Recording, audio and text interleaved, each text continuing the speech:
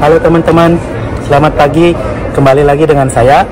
Nah, kali ini saya lagi di Galeri Krakowska sama teman saya.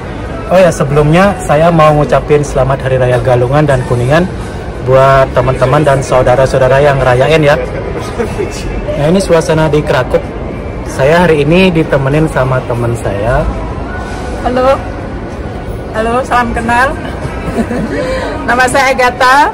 Ini temennya Mas Mary, tinggal di Krakow. Hari ini saya dapat undangan ngopi sama ngeteh, sama ngobrol-ngobrol ya. Kebetulan saya juga lagi ada sedikit waktu nunggu pulang sekolah, nunggu jemput pulang sekolah maksudnya. Nah, ini saya nggak tahu nih mau ditanya apa, agak deg-degan juga sih. Ini mau diwawancara sama YouTuber terkenal Mary Wibowo. Ya enggak lah. Jadi saya mau ngobrol-ngobrol sedikit ya. Jadi Mbak Agatha ini dia udah berapa tahun di sini, Mbak? 13 tahun ya. Mbak Agatha 13 tahun di Poland. Jadi Mbak Agatha ini dia adalah mantan juragan. Mbak Agatha ini mantan juragan restoran dulu di sini. Juragan ada mantannya ya. Cuma jadi juragan terus-terusan nggak mantan.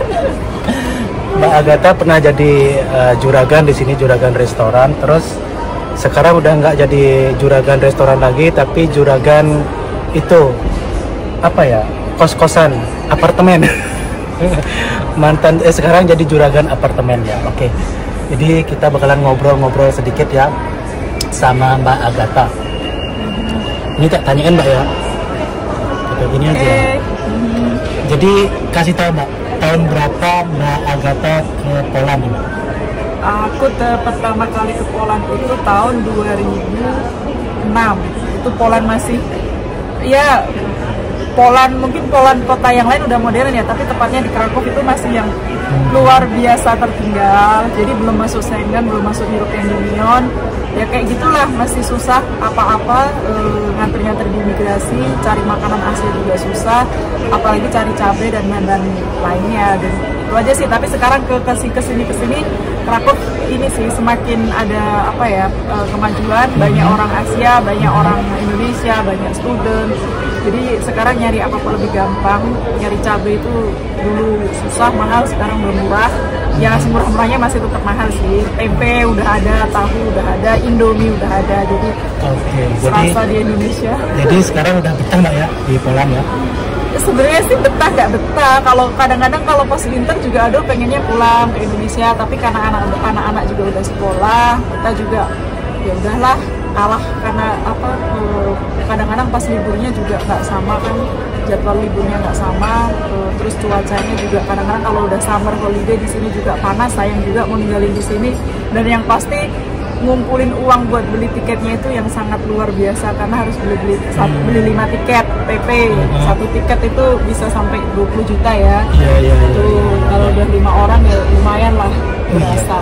Mbak Agatha sekarang anaknya kan sudah 3 Mbak ya? Anak saya udah anaknya 3 di sini ya. Jadi kalau Mbak Agatha mau pulang itu 5 orang itu aduh, uang tiketnya itu cukup buat beli mobil.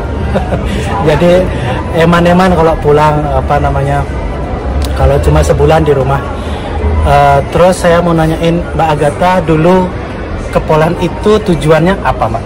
Dulu saya ke Poland sih emang karena udah pacaran ya sama calon suami. Terus waktu tujuannya cuma kenalan sih, cuma pengen jalan-jalan, pengen tahu Poland seperti apa, itu aja sih. Cuma itu tujuan pertama, karena visa juga cuma 3 bulan, visa turis. Habis itu saya harus pulang lagi, terus datang lagi yang kedua kali, niatnya mau kerja waktu itu. Tapi waktu itu juga untuk kerja di Poland itu susah banget, karena saya mau kerja di apa dulu nih, di bidang apa dulu. Terus kalaupun saya kerja di bidang yang saya mau, orang yang hire saya itu, orang yang mau memperkerjakan saya itu harus membuktikan ke departemen tenaga kerja kalau dia nggak bisa, benar-benar nggak bisa nyari orang Poland gitu loh, yang sesuai dengan kriteria itu. Iya, gitu. Ya, jadi kayak request gitu ya? Iya. Iya, gitu. jadi tahun-tahun itu emang lumayan sulit. Terus dengan visa yang cuma 3 bulan, akhirnya saya pulang lagi ke Indonesia. Terus datang yang ketiga kali itu karena saya mau nikah gitu. Jadi kita mau nikah dulu di Poland. Catatan sipil ya, dulu kita sebenarnya daftar 2, tapi karena lebih cepat ke catatan sipil dan untuk dokumen visa juga karena visa saya sudah habis, saya nikah sipil dulu, baru sudah itu baru pemberkatan gereja di Indonesia. Gitu sih. Jadi gitu teman-teman, tapi masalah nikah itu jangan diceritain sekarang deh. Wah, itu luar biasa. Saya tunggu dokumen untuk nikah itu 6 bulan dan itu ceritanya panjang sekali. Panjang banget. Panjang banget. Jadi nggak usah itu sekarang ya. Sekarang kita bahas ini dulu. Waktu Mbak Agatha mau buka bisnis di Poland itu susah nggak Mbak ya? Sebenarnya nggak susah karena waktu itu kan kita coba mau buka restoran. Akhirnya ya udah kita tanya-tanya ke apa sih namanya Sanepid, ke Ushon Praca gitu. Tapi dari awalnya kan emang saya nggak mau ngambil orang Indonesia kan, maksudnya ngambil tukang masak dari Indonesia. Tapi akhirnya saya memutuskan ngambil karena pas usaha di tengah jalan saya hamil dan saya nggak bisa handle semuanya. Awalnya sih saya handle sendiri sama student ya, waktu itu saya banyak dibantu sama anak-anak mahasiswa part time dan itu juga berjalan dengan sangat baik dan sampai akhirnya saya hamil, saya nggak bisa handle sendiri. Terus akhirnya kita mutusin untuk ambil 2 tukang masak dari Indonesia. Nah itu juga prosesnya sebenarnya nggak sulit-sulit banget sih. Nah kalau untuk pendaftaran itu apa namanya perusahaan di Poland itu lebih susah di Poland atau di Indo, Mbak? Sebenarnya di sini nggak susah karena di sini tuh sebenarnya semuanya harus sesuai prosedur. Kalau kita dokumen yang diperlukan lengkap terus sesuai prosedur itu sebenarnya gampang karena gampang banget ya. Register perusahaan karena kan kita harus punya ya kayak PT atau CV ya kalau di kita dan sini tuh setiap punya usaha harus register walaupun itu cuma jualan roti yang roti yang di pinggir jalan yang itu cuma Rp5.000 itu harus punya register karena kan harus bayar pajak kan ada pajaknya itu. Nah itu, jadi pas kita register pun itu kebetulan pakai atas nama saya dan itu juga cuma ID saya, terus nama perusahaan yang mau dibikin, terus ada beberapa dokumen yang harus diisi, terus udah 1 jam selesai. Iya benar. Iya, 1 jam selesai dan itu nggak bayar, sebenarnya nggak bayar, tapi waktu itu kita kena 30 zloty, itu sekitar Rp100.000 karena untuk administrasi. Udah itu aja cepet dan kita udah punya perusahaan dan kita bisa bikin usaha dengan langsung kalau hari itu kita mau jualan apa juga udah bisa. Langsung bisa ya. Jadi banget lebih gampang di sini Mbak ya daripada di Indo. Cuma kita nggak bisa lari dari pajak. Iya. Sorry mau nyebutin. Ya tapi ya itulah kenyataannya. Tapi di sini itu apa-apa benar-benar transparan. Terus tidak ada namanya. Ya pemerintah juga support karena pemerintah kan benar-benar ingin mengurangi angka pengangguran di sini kan. Jadi kita buat apa namanya pembisnis muda gitu. Malah disupport. Iya. Jadi saya waktu itu dapat karena saya nggak pernah punya usaha dan usia saya waktu itu masih di bawah 40 tahun. Jadi saya dapat support. Sebenarnya saya kalau diuangkan itu sekitar 20.000 zloty itu sekitar 80 juta.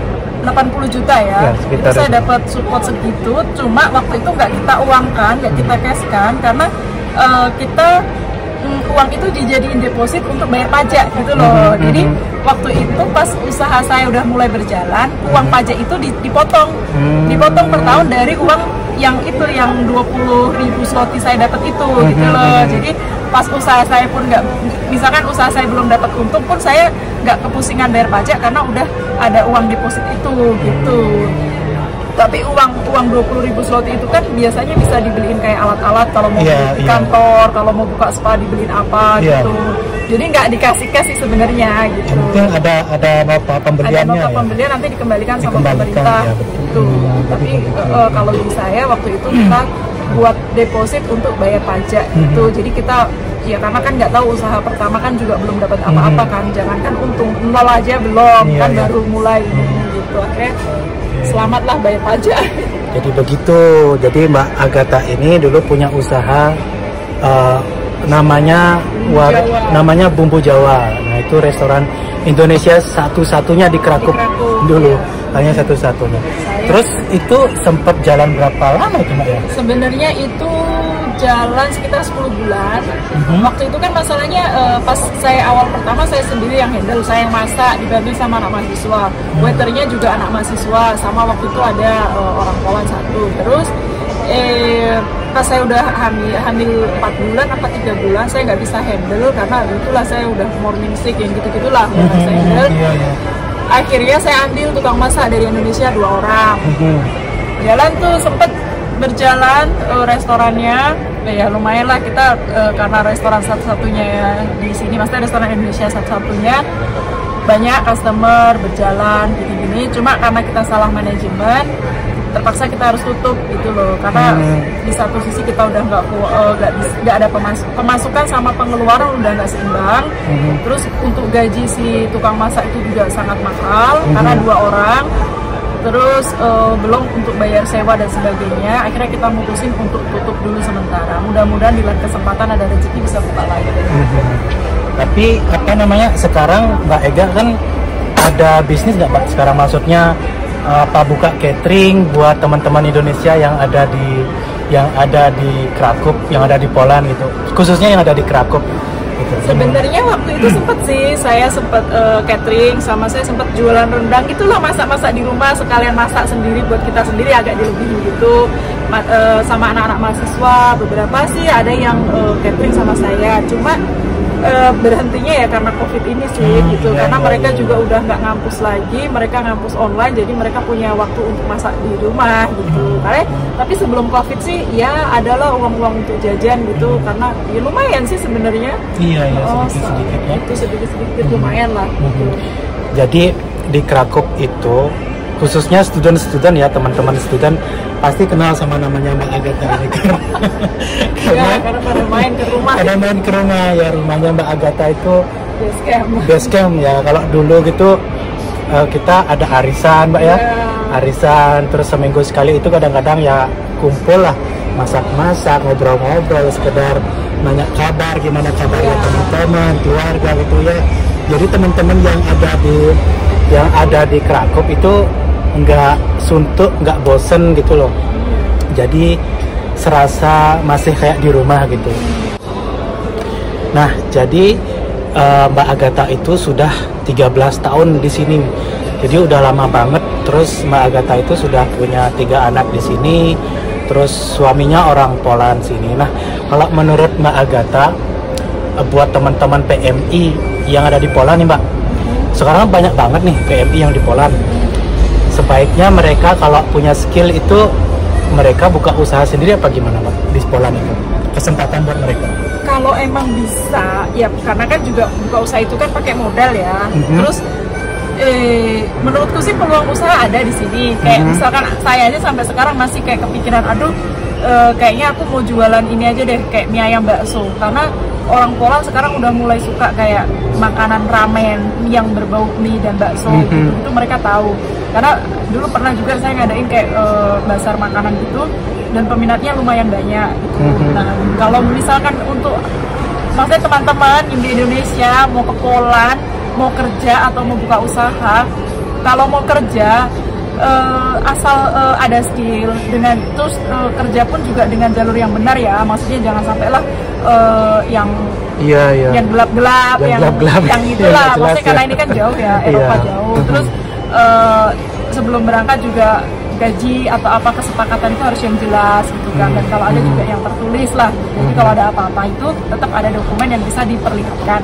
Nah, kalau mau buka usaha di sini, wah itu menurut saya itu peluang, karena di sini pun sekarang nggak ada restoran Indonesia dan banyak sekali orang Poland yang suka, dan mereka juga pernah traveling ke Indonesia gitu loh. Tapi ya tetap sih alasan maksudnya modal utama itu ya modal sama apa namanya, soalnya juga kalau untuk urusan dokumen, kalau kita mau buka usaha di sini, asal kita register kita mau buka bisnis itu juga ngurusin kayak bukan working permit, maksudnya kartu izin tinggal itu kayaknya sih nggak sulit-sulit banget gitu, nggak susah, karena kita emang mau buka usaha gitu loh, atau mau kerja gitu. Tapi kalau kerja ya harus dengan dokumen yang jelas lah. Iya, Di sini iya. di-hire sama siapa dan seperti itu. Jadi kalau intinya sih begini ya, buat teman-teman ya, kalau teman-teman sudah nyampe di Poland, buat teman-teman yang apa namanya bosan itu sampai di Poland kok gajinya kok segini ya, Iya, kecil gajinya ya. bisa, Ngapain kita itu. kerja sama orang, misalkan begitu ya udahlah kita buka usaha aja di sini.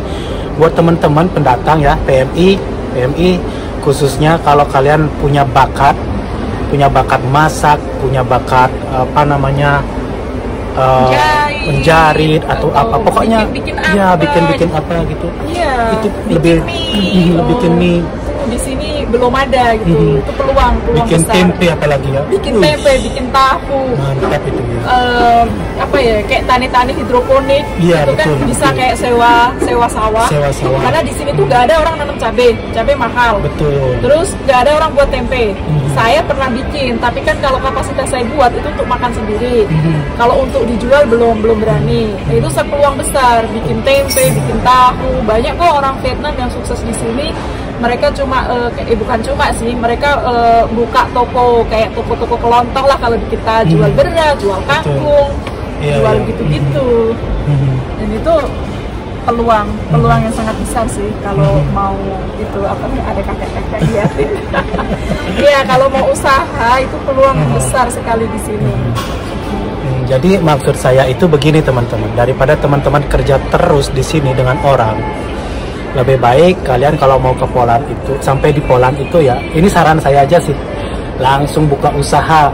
Jadi teman-teman kalau ada apa-apa masalah dokumen, seumpama mau buat TRC atau apa-apa itu gampang banget. Kita nggak perlu cari sponsor lah, yang inilah, yang Iya, itulah. sponsornya kita sendiri. Iya, kalau sponsor kan lumayan susah ya, apalagi kalau ketemu sponsor yang nggak jelas, kan malah berantakan nanti, kasihan nanti, ya jauh soalnya kan. Jadi teman-teman lebih baik buka usaha sendiri di sini. Jadi buka usaha di sini itu gampang banget, kita transparan banget di sini. Tapi harus punya modal ya. Harus punya modal. Harus ya. punya modal dan tahu usaha yang mau dijalan Iya. itu apa gitu. Jadi semuanya harus di planning ya. Jangan cuma di-planning. datang terus di sini nggak tahu mau ngapain. Nah itu jangan sampai terjadi seperti itu. Soalnya kalau mau mudik jauh ya kan, tiketnya ya. juga mahal itu. Dan Karena kalau kita mau buat usaha sendiri, seumpama anggaplah di Indonesia Mak ya, kita mau buka, bilanglah warung makan gitu, gimana ya? Banyak banget ya. Iya, di sini Banyak mau banget. jual food truck juga. Iya. Kalau misalkan nyewa tempat restoran kan harus sewa tempat mahal. Tapi kalau kayak food truck kayak gitu-gitu juga sekarang udah mulai ya. Udah mulai berjamur. Ya? Mulai berjamur, maksudnya udah Banyak mulai di banget. mana-mana. Kopi aja sekarang jual pakai Iya. gerobak. Dulu Benar. mana ada kayak gitu. Benar. Sekarang orang udah mulai suka yang kayak street food, yang kayak gitu. Apa sih namanya? Food truck dan gitu-gitu. Orang udah mulai suka. Jadi gitu teman-teman. Jadi saya pengen ngajak teman-teman yang sudah ada di Poland atau yang mau datang ke Poland, itu jangan melulu kerja sama orang. Nanti sampai di sini teman-teman harus punya planningnya apa. Seumpama mau buat tempe aja ada di Poland, benar-benar kesempatan bagus buat teman-teman buat bawa modal berapa ya? Kalau itu 20.000, 100 cukup paling ya, 100 juta cukup kayaknya. Ya, itu untuk modal buat usaha di sini. Jadi begitu teman-teman kalau sudah punya usaha di sini, setidaknya kita bisa nambah pemasukan, nambah semuanya iya buat keluarga. Mas Mary nih contoh dia nih pengusaha ulet dari jatuh bangun kerja, keluar dari kerja, buka usaha. Ini jatuh bangun sekarang udah jadi pengusaha sukses, pengusaha spa yang punya lagi. Iya, tapi jatuhnya juga banyak juga. Tapi kan adalah udah dari spa itu dia nggak spa aja loh, dia mulai ke tas, mulai impor, mulai ini. Contoh dia nih. Kalau saya belum sukses maksudnya. Kalau Mas Mary ini udah, ya kita nggak bisa bilang sukses maksudnya, tapi dia udah jauh lebih baik lah. Mudah-mudahan lebih sukses lagi. Amin. Ya. Jadi begitu teman-teman, kehidupan di Poland itu buat teman-teman yang mau ke sini. Kalau teman-teman nggak mau kerja sama orang, bisa buka usaha di sini. Buka usaha itu nggak harus orang lokal. PMI seperti kita, pendatang seperti kita itu masih punya kesempatan. Di sini itu peluang untuk punya usaha terbuka untuk semua orang, jadi nggak cuma orang lokal, mau pendatang kayak mau si A kayak mau si B, jadi nggak ada masalah Mbak ya. Yang penting kita registrasi, terus semuanya legal gitu, semuanya pasti berjalan dengan baik gitu teman-teman. Nah jadi kali ini itu aja sih yang bisa saya share ke teman-teman. By the way, sorry banget saya jarang buat videonya karena anak saya sudah mulai sekolah, terus kerjaan juga banyak, terus ini pagi-pagi kebetulan ketemu sama Mbak Agatha. Jadi kita sharing-sharing sambil sarapan di sini, terus kita ngobrol-ngobrol gitu. Udah lama banget kita nggak ketemu, lama banget nggak ketemu. dua abad nggak ketemu ya. Jadi sama-sama sibuk, kita sibuk sama anak masing-masing. Oke deh teman-teman, jadi sampai di sini dulu video saya. Next time mungkin saya bakalan main ke tempatnya Mbak Agatha. Oh ya, Mbak Agatha itu dia punya YouTube juga. Punya channel juga. Subscribe juga di channel saya ya. Nanti di tag sama Mas Arik di keluarga Cervono Piawe. Nanti dituliskan ya. Nanti saya tulis di bawahnya ya. Jadi next time saya bakalan main ke rumahnya Mbak Agatha ya. Jadi kita bakalan kenalan sama anaknya Mbak Agatha, sama suaminya ya. Kita cari makanan Indonesia di sana. Mbak Agatha itu kalau masak itu biasanya enak, bukan biasa tapi memang enak. Karena nggak ada yang lain. Nggak ada yang lain. Kalau cari terasi di sana ada. Terasi, tahu, tempe itu pasti ada. Ya, pasti itu makanan sehari-hari. Ya. Oke deh teman-teman, sampai jumpa ya, dan selamat beraktivitas buat teman-teman yang mau datang ke Poland. Dijaga kesehatannya supaya teman-teman nggak jatuh sakit. Oke? Jadi sampai jumpa. Terima kasih, bye.